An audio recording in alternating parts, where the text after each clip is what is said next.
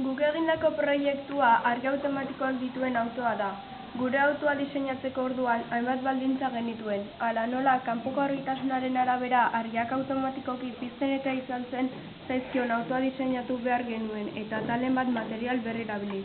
Gure proiektua bi zirkuitu mota ditu.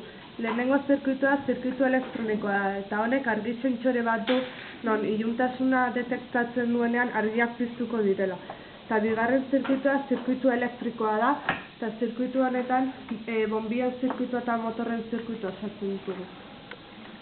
Gure proiektuak hainbat materialez osaturik dago, esaterako zirkuitu elektronikoan LED diodoa, RLA, transistorea, LDRa, 2,2K eta 1,5K bi erresistentzia eta 10K potentziametroa. Zirkuitu elektrikoetan aldiz, bi bonbilla, motorra, kableak eta pila. Bukatzeko kotxearen funtzionamendua ikusiko dugu.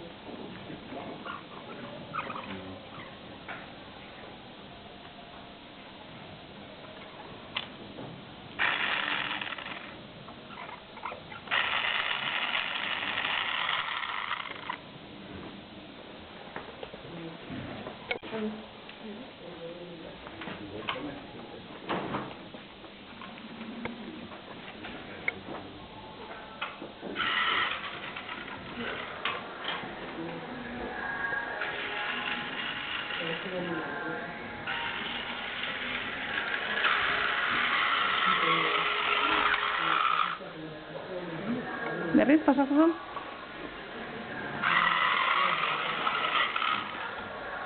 Eta ikusi kasik.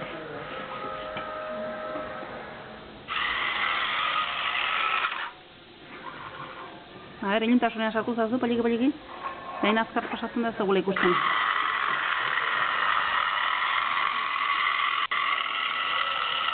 Hori da?